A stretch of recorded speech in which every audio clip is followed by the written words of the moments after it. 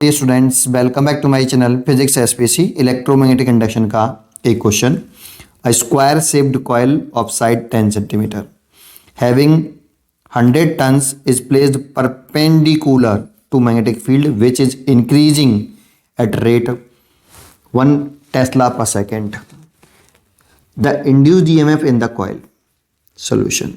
देखो, एक हमारे पास मैग्नेटिक फील्ड है, मान लो डाउनवर्ड डायरेक्शन में, मान लो अपवर्ड डायरेक्शन में, मान लो, उससे कोई फर्क नहीं पड़ेगा, है ना।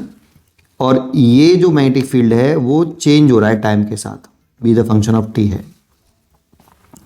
That means b dv by d t हमें दे रखा है क्वेश्चन में बेटा, है ना। Increasing at 1 tesla per second. देखो, टेस्ला पर सेकेंड दे रखा है, तो डीवी बाई डी टी हो गया 1 टेस्ला पर सेकेंड।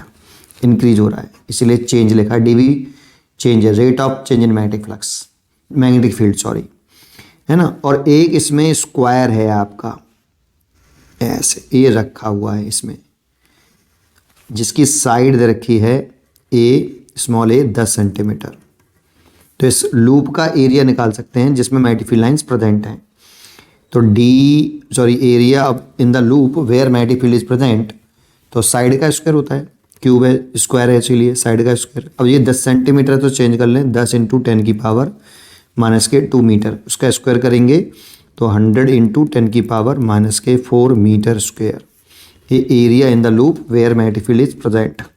और नंबर ऑफ टन्स दे रखे हैं इसमें 100 टन्स है। और एरिया का जो प्लेन है, लूप का जो प्लेन है, स्क्वायर लूप का प्लेन है, वो परपेंडिकुलर मैग्नेटिक फील्ड के तो बनाया है, ऊपर भी बना सकते हो, ठीक है। तो देखो, मैग्नेटिक फ्लक्स निकालना है 1 टर्न से, magnetic flux through 1 turn off square. तो फाई बराबर होगा बी ए कॉस थीटा। तो बी है, एरिया ए है। थीटा की अगर हम बात करें तो यहाँ पे जो थीटा है वो 0 डिग्री है, क्योंकि हम प्लेन के परपेंडिकुलर आउटवर्ड डायरेक्शन में दिखाते हैं एरिया। तो देखो, ये 2 डायमेंशनल है, तो इसका एक प्लेन ऊपर भी हो सकता है, एक नीचे भी हो सकता है। तो मैं नीचे वाले प्लेन के परपेंडिकुलर आउटवर्ड डायरेक्शन में दिखाऊं, नीचे वाले प्लेन के परपेंडिकुलर आउटवर्ड डायरेक्शन में दिखाऊं, तो सोच के बताओ नीचे की तरफ आएगा एरिया की डायरेक्शन, और एरिया डायरेक्शन नीचे क्या आई, और बी भी नीचे की तरफ माना है, तो थीटा 0 डिग्री। हमेशा स्मॉल एंगल लेते हैं, है ना, तो इसीलिए 0 डिग्री लिख लो, कॉस 0 डिग्री। ये तो फ्लक्स निकल के आया है 1 टन से।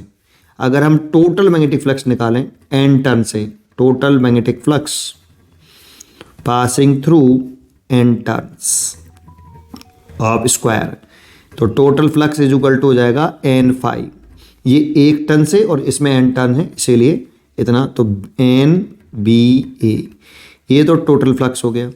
इतना टोटल फ्लक्स लिंक कर रहा है इस स्क्वायर लूप से, according to Faraday second laws, minus का d phi total upon d T.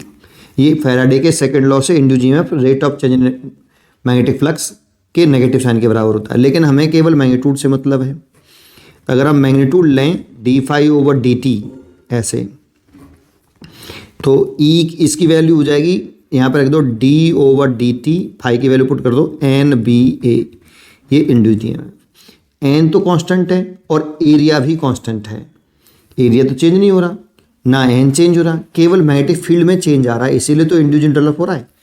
तो यहाँ पर एन और ए बाहर आ जाएगा और d v by d t ऐसे की ऐसे रहेगा। और बी कांस्टेंट नहीं है, उसमें चेंज आ रहा है, 1 सेकंड में 1 टेस्ला पर सेकंड इंक्रीज हो रहा है मैग्नेटिक फील्ड, ऐसा बोल रहा है, इंक्रीजिंग एट 1 टेस्ला पर सेकंड, ठीक है। एन की वैल्यू हमें 100 दे रखी है, एरिया की वैल्यू भी 100 इंटू 10 की पावर माइनस के 4 है, और d v by d t की वैल्यू 1 टेस्ला पर सेकेंड है। तो देखो 10 की पावर प्लस के 4 हो गई, अब प्लस के 4 और माइनस के 4, तो 10 की पावर 0, दैट मीन्स उसकी वैल्यू 1, कैंसिल हो जाएगा, तो 1 वोल्ट बचेगा आपका।